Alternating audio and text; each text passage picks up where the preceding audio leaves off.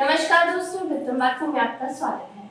Morph 2025 एक बेहतरीन exhibition लेकर आ रहा है जो इंटीरियर और फैशन का कॉम्बिनेशन है। जी हाँ, ये बहुत ही बेहतरीन तरीके से प्लान किया गया एग्जीबिशन है जो स्टूडेंट्स ने इतनी मेहनत करके अपने आर्ट, अपनी जो क्रिएटिविटी है उसको दर्शाई है। अब ये देखना है कि उन्होंने किस कैटेगरीज में अपने आर्ट को निभाने की कोशिश की है। हैं बोरीवली में एनवीसीज एसएमएल में यहाँ पे हर साल की तरह इस बार भी जो है स्टूडेंट्स ने बहुत अच्छा एग्जीबिशन किया है। आइए उसके बारे में जानते हैं। देखिए, कला हर किसी को आती है और हर कोई अपनी कला में बेहतरीन होता है, लेकिन आज के युवा जो है वो ज़्यादा करके फ़ोन पे फोकस है कि सोशल मीडिया पे क्या चल रहा है। इस चक्कर में जो है प्रैक्टिकल एक्टिविटीज़ को नज़रअंदाज कर देते हैं। तो उसी को और बढ़ाने के लिए हम चले हैं आज एक बहुत अच्छे एग्जीबिशन की ओर जो है आर्ट और क्राफ्ट को लेके। आइए जानते हैं प्रिंसी से कि उनका क्या कहना है इस एग्जीबिशन को लेके। तो इस एग्जीबिशन में मतलब हम लोग ने ना डेट बाय डेट हर एक चीज के वर्कशॉप्स रखे थे। Just like this is lippan art, वो शेडो बॉक्स का है और वहाँ पे टोट बैग्स है। तो फर्स्ट मैं अपना एक्सप्लेनेशन देना चाहूंगी लिपान आर्ट पे। This is a form of art which we make by molded clay, mirrors, canvas board and MDF and with playing with the colours. तो इसमें हम लोग अपने हिसाब से अपने कलर्स चूज कर सकते हैं। Then we need one MDF board. Then Princy मुझे ये बताइए, इनको करने में लगभग तुमको कितना दिन लगा है? ये वन डे में हो गया था, समथिंग इन 2 to 3 आवर्स में। ओके, ये जो आइडियाज हैं वो कहाँ से इनबिल्ट होते हैं? वो हमारे सीनियर्स ने वो बताए थे एंड देन हमारे जो मैम है अपूर्वा मैम और प्रियंका मैम, उन्होंने सजेस्ट किए थे। और कौन से यहाँ पे हम एग्जीबिशन टाइप्स देख सकते हैं, like art, craft and others? Art, craft and fashion designers के यहाँ पे ड्रेसेस भी है। देन इंटीरियर डिजाइनर्स के पैनल्स भी लगे हैं और हमारे क्रिएटिव वॉल भी है विद कंपोजिशन के वॉल के साथ। तो वो अगर आप देखोगे तो वो बहुत अच्छा बना है। तुमको यहाँ की सबसे अच्छी जो एक टाइप ऑफ आर्ट लगती है वो कौन सी है? आर्ट, क्राफ्ट और fashion? Fashion. Why? Because I love fashion, I'm in fashion designing. Okay, आपकी इनमें से कौन सी आर्ट है? मेरी ये वाली है, स्क्रीन वाली वन। लो हाथ में। इसमें क्या खास बात है? लाइक इसमें ज्यादा करके मिरर्स का यूज हुआ है। देन ये जो है वो हम लोग वॉल डेकोरेट के लिए भी यूज कर सकते हैं। एंड ये बड़ा वाला जो मिरर है ना, उसमें हम अपना फेस वगैरह अगर मेकअप वगैरह करना है तो उसके लिए भी हम लोग यूज कर सकते हैं। Thank you so much. तो हम चलते हैं राकेश और बाकी दोनों की तरफ कि वो बताएंगे कि इसके पीछे का जो है किस्सा क्या है। बिकॉज ये आर्ट जो है कंपोजिशन आर्ट, ये बहुत डिफरेंट आर्ट है और बहुत अट्रैक्टिव भी है। तो राकेश मुझे बताइए इसके पीछे का जो कहानी है। हाँ। ओके, ये कॉम्पोजिशन वॉल हमें 2 मंथ लगे बनाने में एंड इसे हमने पहले स्टिक भी कर दिया, फिर हमें इसे निकालना पड़ा। गलत हो गया था। अच्छा, गलत हो गया था। हाँ। अच्छा, फिर ये सबके हाथ से बना है, मींस 5 by 5 इंच में। अच्छा, मतलब इतना इतना सबने बनाया है? हाँ, सबने। ओके, इसमें सबसे जो बेहतरीन टेक्निक्स है वो क्या है? टेक्निक्स मींस कौन से कॉम्पोजिशन अच्छे लगे एंड टेक्निक्स आपने किस चीज का ज्यादा यूज किया है? एंड एक्चुअली देखा जाए तो 3 शेप्स का, circle, triangle and square. Okay, उस दायरे को रख के आपने बनाया। हाँ। तो हेतवी मुझे ये बताइए कि ये जब कंपोजिशन बनाया जा रहा था तो आपको क्या थिंक हुआ कि ये किस चीज में आगे जाके आपको हेल्पफुल हो सकता है? ये बेसिकली हमारे क्रिएटिविटी ओपन करने के लिए, हमारे क्रिएटिव माइंड ओपन करने के लिए होता है। क्योंकि ये हमारे स्टडीज में सबसे basic and first base part होता है कंपोजिशंस में। हम लोग ने इसके पहले बहुत सारे फर्स्ट ईयर में बहुत सारे कंपोजिशंस बनाए जिससे हमारी क्रिएटिव माइंड, क्रिएटिविटी हमारी ओपन होती है कि हम अलग अलग डिजाइन्स को अलग अलग जगह पे अलग अलग यूनिक वे में हम इम्प्लीमेंट कर सकते हैं। जैसे इधर आपने देखा ही होगा, अभी तक में बहुत ज़्यादा डिफरेंट वे में इम्प्लीमेंट किया है। आगे के इसमें भी बहुत अच्छा इम्प्लीमेंटेशन किया है, ड्रेसेस में, इंटीरियर में, हर एक में हम इम्प्लीमेंट कर रहे हैं। एक कंपोजिशन आर्ट को बनाने के लिए कितना दिन या कितना समय कैसे लगता है? जो ये एक 5 by 5 इंच का बॉक्स है उसको बनाने के लिए ज़्यादा से ज़्यादा 2-3 घंटा।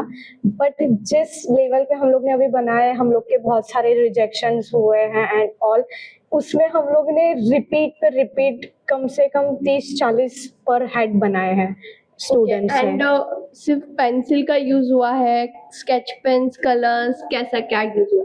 तो इसमें हम लोग ने स्टेडलर्स, वाटर कलर, पेंसिल कलर्स, फिर मार्कर्स है, पेन्स है, फिर हम लोग ने मार्कर्स, पेन्स यूज किए हैं, पेंसिल्स यूज किए हैं, एंड हम लोग ने ऑलमोस्ट सारे कलर्स यूज किए, बट ऐसे जो स्प्रेड ना हो जल्दी, क्योंकि ये वॉल अभी है ना लंबे टाइम तक रहेगी अभी। ओके, मुझे ये पता है इसमें सिर्फ ज्योमेट्रिक कंस्ट्रक्शंस लगे हैं या बाकी डिजाइन्स भी लगे हैं? इसमें आप जैसे देख सकते हो मोस्टली ज्योमेट्रिक ज़्यादा है, क्योंकि जो स्ट्रक्चर्स है वो सर्कल, स्क्वायर शेप वो ज्योमेट्रिक में आता है, and वो इंट्रिकेट डिजाइन ज्योमेट्रिकली बनाई है, बट आपको वो दिखेगी वैसे, बट आप क्लोजली देखोगे तो वो सारे ज्योमेट्रिक डिजाइन ही है। Thank you so much.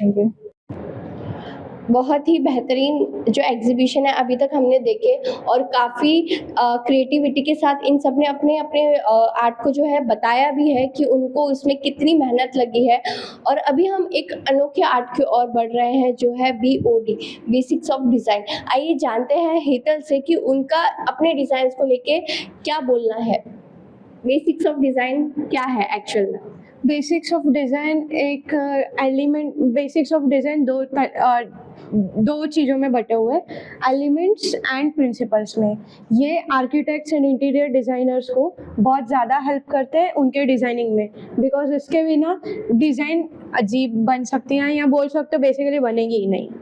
Okay, इसमें जो इम्पोर्टेंट कौन सा फैक्टर है जो इम्पोर्टेंट रोल प्ले करता है? इसमें हर एक फैक्टर अपना अपना खुद का रोल निभाता है, एंड इसमें हर एक फैक्टर है वो हर एक जगह पे यूज़ होता है। ये जो स्पेस वाला है इसके बारे में थोड़ा सा कुछ शीट ऑफ स्पेस के बारे में मुझे बताइए। माउंटेन्स, पार्क, प्लांटेशन, ये कैसे रोल प्ले करता है आपके आर्किटेक्ट में?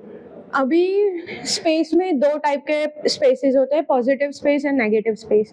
एंड पॉजिटिव स्पेस यानी एक स्पेस का अच्छे से फुल यूज़ करना, उसको पूरी तरह से यूटिलाइज करना, तो वो हो गया अपना पॉजिटिव स्पेस।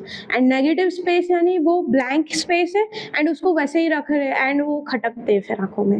ओके, सबसे बेहतरीन आपको कौन सा लग रहा है इसमें से? कौन सा जो शीट है आपको सबसे अट्रैक्ट कर रहा है? मैं बोलूँगी हारमनी की sheet. Okay, why? Because harmony overall looks संभालती है। Okay, and basics of design का जो मेन एलिमेंट है वो क्या है? जैसे मैंने बोला, बेसिक्स ऑफ डिज़ाइन में हर एक एलिमेंट और प्रिंसिपल उतने ही इम्पोर्टेंट है जितना डिज़ाइनिंग। ओके, मतलब एक भी अगर हटा तो वेस्ट है। ओके, आप अगर अपने इस आर्ट को एक वर्ड में बताना चाहोगी, पॉजिटिव वर्ड में, तो वो वर्ड क्या होगा? पॉजिटिव वर्ड तो यही होगा कि artistic. Nice, very nice. Okay, सारे आर्ट और एग्जीबिशन होने के बाद जो सबसे बड़ी जो नींव आती है वो होती है फाउंडेशन। जो आर्ट और एग्जीबिशन का फाउंडेशन है वो बहुत इम्पॉर्टेंट रोल प्ले करता है एक एग्जीबिशन को फुलफिल करने में और एक आर्ट को बेहतरीन बनाने में। तो आइए जानते हैं कि फाउंडेशन किस तरीके से काम करता है एग्जीबिशन में। बेसिकली फाउंडेशन एक बेस है एज अ डिज़ाइनर के लिए कि उसकी जो कुछ भी क्रिएटिविटी होती है तो वो उसको जो डेवलपमेंट की ज़रूरत है वो फाउंडेशन से मिलती है। तो ये बहुत इम्पोर्टेंट रोल है कि बहुत सारे पैटर्न्स, क्रिएटिविटी जो है वो फाउंडेशन से ही स्टार्ट होती है। ओके, फाउंडेशन का जो इनमें से जो मेन फैक्टर है वो कौन सा है? सभी मेन मतलब सभी इम्पोर्टेंट फैक्टर्स है, जैसे एक होगा और दूसरा नहीं, उससे काम ये नहीं। जो आपने लिखा है ट्रायंगल कंपोजिशन एंड इसमें लीव्स है, बाकी जगहों पे अलग अलग है, ये आर्ट कैसा, मतलब क्या काम करता है ये? ये पैटर्न है जो ट्रायंगल का है, बट उसके साइड में है वो डिज़ाइन को अच्छी तरह से एक्सप्रेस करने के लिए थोड़ा सा डिज़ाइनिंग किया हुआ है। Okay, basically। और ये जो फाउंडेशन है, इस आर्ट को फाउंडेशन का नाम क्यों दिया गया है? बिकॉज ये बेस है, इसीलिए किसी भी चीज़ का जो बेस होता है उसे फाउंडेशन कहलाते हैं। ओके, तो मतलब ये शुरुआत है, इससे ही Right. अब आगे आर्ट लेके Right.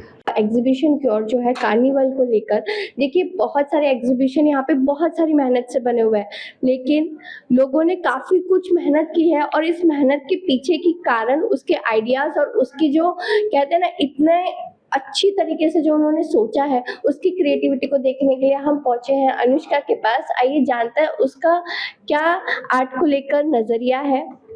सो हमारा थीम है ये कार्निवल और इस पे हम लोग को शीट्स वगैरह रिप्रेजेंट करना था। सो इसके लिए हमने बहुत डिफ़िकल्टीज आई है, बहुत प्रॉब्लम्स भी आई है, बट हमने फेस किया एंड काफ़ी हमने क्रिएटिविटी दिखाई है। एज यू कैन सी पूरा वाइब वहाँ पे बना हुआ है।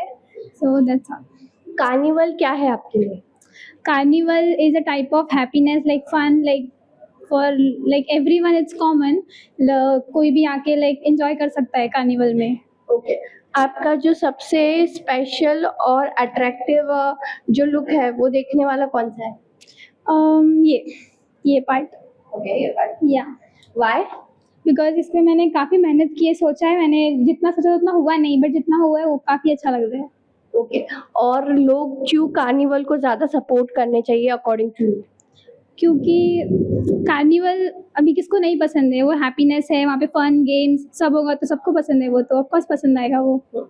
अगर आपको अपने एग्जीबिशन को एक प्यारा सा नाम देना हो वन वर्ड में तो आप क्या दोगी?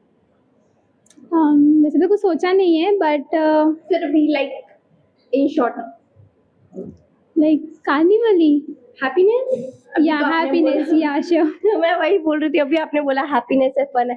अच्छा, इसका एक जो आपको जो मेहनत और आइडियाज लगे हैं उसके पीछे की छोटी सी स्टोरी।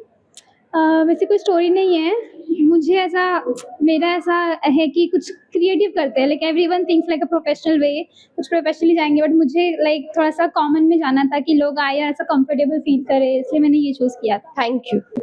हमने बहुत सारे कल्चर्स देखे हैं, कल्चर एक्टिविटीज़ देखे हैं, कल्चर को लेके काफ़ी पहनावे देखे हैं, उसी तरह कल्चर और आर्ट का एक कॉम्बो बनाकर जो एग्जीबिशन रखा गया है वो उनसे जानते हैं जिन्होंने इसके पीछे काफ़ी मेहनत और काफ़ी आइडियाज़ को रिप्रेजेंट किया है अपने आर्ट के थ्रू।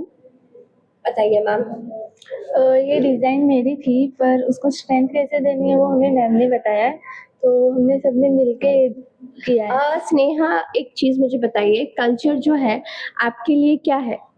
कल्चर जो है वो मतलब उस एकदम शांत, पीसफुल। ओके, शांत एंड पीसफुल।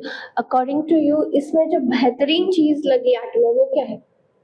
कहाँ पे? आर्ट में जो आपको बेहतरीन, आपके हिसाब से जो अच्छी चीज़ लगी है आपके लिए वो क्या है? वो जो शीट हैंग हुई है वो मुझे अच्छा लगा। क्या हुई है? शीट जो मैंने हैंग की है ना वो। ओके, अच्छा, तो आपके इसमें कितनी मेहनत लगी है और कितना दिन लगा है आपको इसको?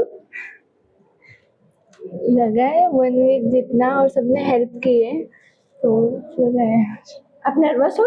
नहीं। पक्का? हाँ। ठीक है, एक छोटा सा और क्वेश्चन है आपके लिए।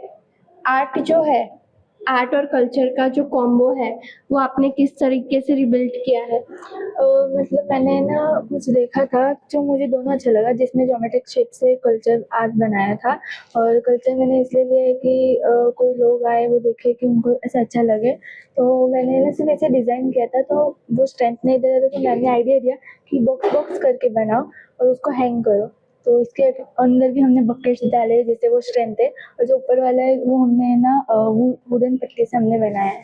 What is about it? This is my design, this is retail design, और मैंने उसमें कार्टेल ज्वेलरी शॉप लिया है। आपने आर्ट एंड क्राफ्ट देखा, आपने कार्निवल देखा, टूल्स देखे, बहुत सारे डिफरेंट आर्ट एंड एग्जीबिशन देखे। अब हम बढ़ते हैं बहुत ही अनोखे आर्ट और एग्जीबिशन की ओर, जो है रेस्टोरेंट और एजेंसी को लेके। आइए जानते हैं माही से कि उनका क्या कहना है इसको लेकर। मेरा रेस्टोरेंट एंड बार जो ग्रीन, मेरा थीम है ग्रीनरी, नेचर वाइब देता है और लोगों को बहुत पसंद आता है। नेचर लोगों को बहुत ज्यादा पसंद आता है, तो मैंने वो थीम बार में जो सबसे बेहतरीन आपको लेआउट्स लग रहा है वो कौन सा है? वो इसी के थीम के ऊपर है। वो नॉर्मली जो टूरिस्ट बनाते हैं हम लोग, वो लेआउट्स है और उसको हम लोग ने 3D में बनाया हुआ है। ओके, जो साइड में दिख रहा है। इफ अगर किसी को अट्रैक्ट करना हो आपके रेस्टोरेंट बार की ओर, तो सबसे पहले कौन सी चीज की ओर अट्रैक्ट हो सकता है? थीम जो मैंने ली हुई है, नेचर है, ग्रीनरी, जो कामनेस देता है, फ्रेशनेस फील होता है उससे। ओके, ये नेचर और ये जो ग्रीनरी है उसका आइडिया रेस्टोरेंट के थ्रू कैसे आया? वो सोचा क्योंकि सबको नेचर सबको पसंद है, बेसिकली मुझे भी पसंद है। ओके, तो आपका जो रेस्टोरेंट बार है उसका जो मेन जो मोटो है वो क्या है?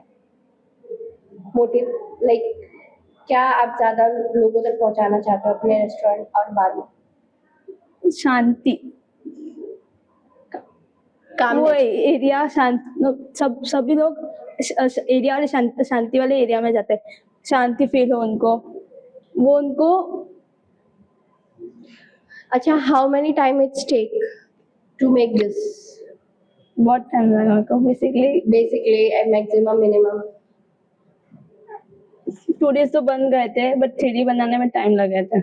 रेस्टोरेंट एंड बार के बाद जो अलग मुद्दा है वो है एड एजेंसी, क्योंकि ये बहुत ही महत्वपूर्ण भूमिका निभाती है आज के यूथ को अट्रैक्ट करने के लिए। विदाउट एडवर्टाइजिंग उनको चॉइसेस में बहुत ज़्यादा डिफिकल्टीज आती है, तो एक एड एजेंसी जो है वो बहुत इंपॉर्टेंट रोल प्ले करती है।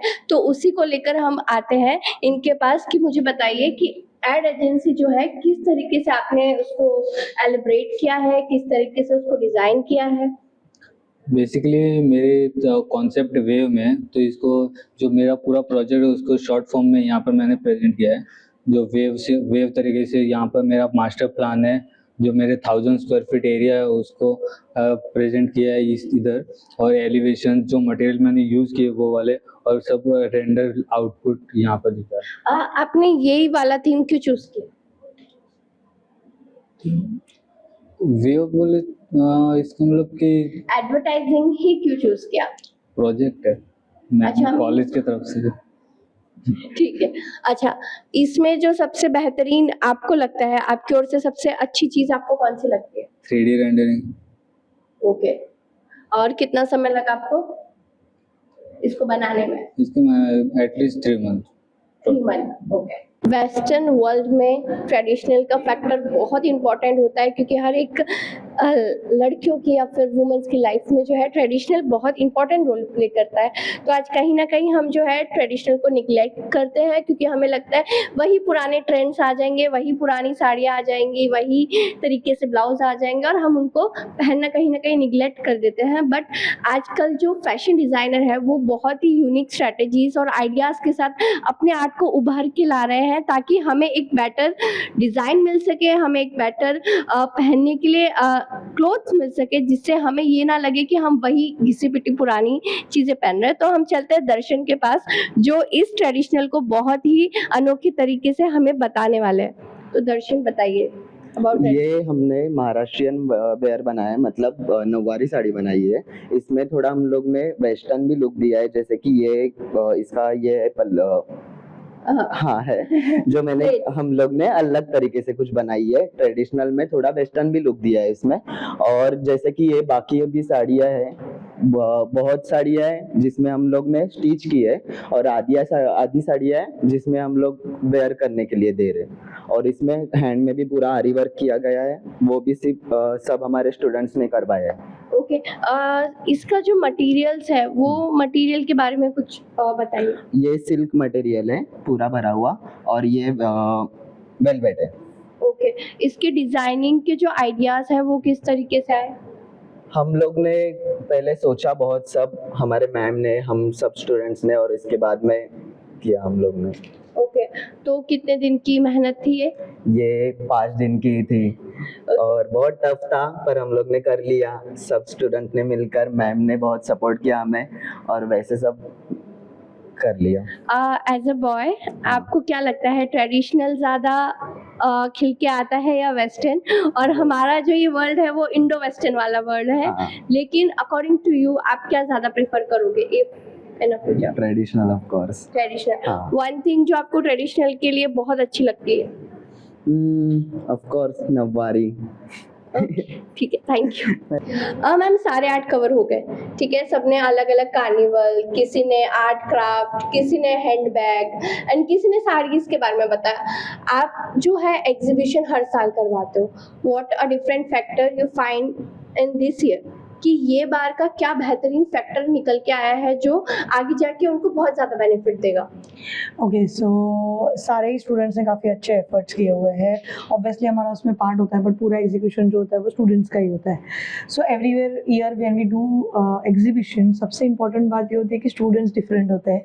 हर बार नए स्टूडेंट्स, नई क्रिएटिविटी, नए आइडियाज़ होते हैं जो वो लेके तो हमारे तक आते हैं, बट मेन चीज़ उनको प्रॉब्लमेटिक लगती है वो होता है एग्जीक्यूशन। तो वहाँ पर एज अ फैकल्टीज हमारा पार्ट होता है कि whatever they are thinking we have to get to life, मतलब उसको हमें मतलब जिंदा करना है, उसमें एक आर्ट फैक्टर डालना है। जैसे कि आप देख रहे हो ये जो वॉल थी, nobody was able to imagine how it will look, क्या उसका इम्पैक्ट होगा, and everyone was taking it very lightly.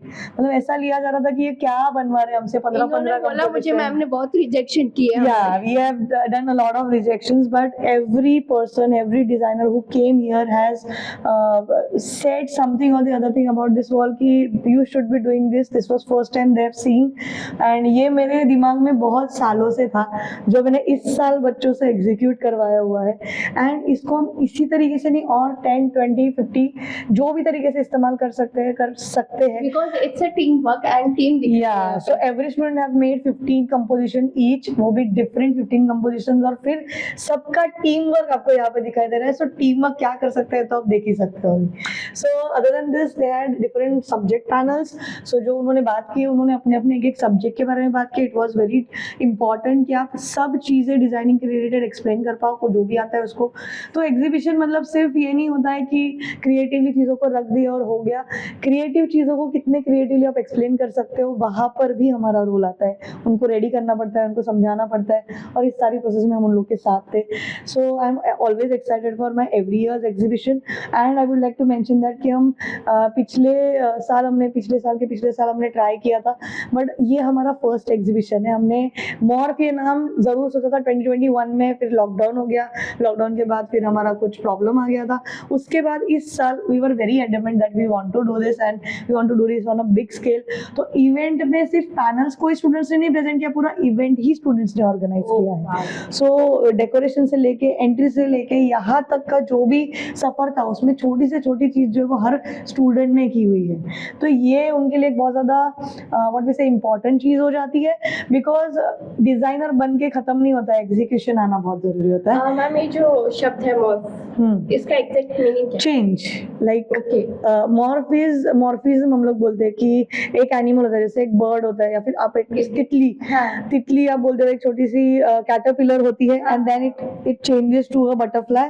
तो वो जो मॉर्फिंग का जो फेज होता है वो होता है मॉर्फ। तो change is important in today's life, और ये एक ऐसा वर्ड है जो हमेशा हमारे साथ रहने वाला है। हमारे हर एग्जीबिशन का नाम यही रहने वाला है। तो इसके पीछे भी बहुत ज्यादा एफर्ट्स गए ढूंढ के लाने के लिए क्रिएटिव नाम। इस ईयर कितना साल हो गया है आपके एग्जीबिशन को? हमारे इंस्टीट्यूट को एक्चुअली देखने जाओ तो 7 इयर्स कंप्लीट हो चुके हैं, और इन 7 इयर्स में हमने बहुत सारे स्टूडेंट के करियर को शेप किया हुआ है। There were many designers who were visiting were our past students, और आज हमारे पास्ट स्टूडेंट्स ही हमारे करंट स्टूडेंट्स को हायर भी कर रहे हैं, taking interviews in this exhibition. उन्होंने स्टूडेंट्स का काम देखा और उनका इंटरव्यू हुआ है इमीडिएट बेसिस पे, and hopefully they are getting hired also. आपने ये बताया एक क्राफ्ट वॉल जो है, इसके अलावा आप कौन से ऐसे आर्ट में हो जहाँ पे आपका दिल अटक जाता है वहीं पे जाके, नहीं यार ये होना ही चाहिए, इसके अलावा तो कुछ मजा ही नहीं आएगा? डिज़ाइन क्रिएटिविटी, मतलब आर्ट को मैं किसी एक वर्ड में या फिर एक पर्टिकुलर सेक्शन में नहीं एक्सप्रेस कर पाऊंगी, बिकॉज डिज़ाइन ही मेरे अंदर बैठता है। तो आप कुछ भी बोलिए, I will create it in such a way कि वो एक इम्पैक्ट क्रिएट करेगा। So that is what I have done here. मैंने अपने फैशन स्टूडेंट्स को, इंटीरियर स्टूडेंट्स को भी यही समझाया है कि कोई भी चीज़ हो, अगर आपके अंदर क्रिएटिविटी के लिए प्यार है तो आप हर चीज़ को, हर कोने को हाईलाइट कर सकते हो। So everything here is important for me. Thank you. तो आपने देखा, हम अक्सर ये सोचते हैं कि आज के टाइम पे जो है आर्ट कहीं ना कहीं पीछे रह रहा है। आपने मोबाइल देखा होगा, सोशल मीडिया पे लोग इतने लगे हुए हैं कि जो प्रैक्टिकल में आर्ट है, जो आपको आज सुकून दे सकता है, ये सिर्फ उसी के माध्यम से पता चलता है जो होता है एग्जीबिशन। आज भी बहुत सारे ऐसे टैलेंट हमारे हिंदुस्तान में मौजूद है। आज भी बहुत सारी क्रिएटिविटी हमारे हिंदुस्तान में मौजूद है, बस फ़र्क इतना है कि हम उसको पहचान नहीं पाते और उस कला को हम जो है वो अप्रिशिएट नहीं कर पाते। अगर हम हर एक कला को देखना और सुनना शुरू कर देना तो हर एक कला जो है वो बेहतरीन और खुलकर बाहर आएगी। मैं मनीषा ऋषि बेत्तम बात में मुंबई।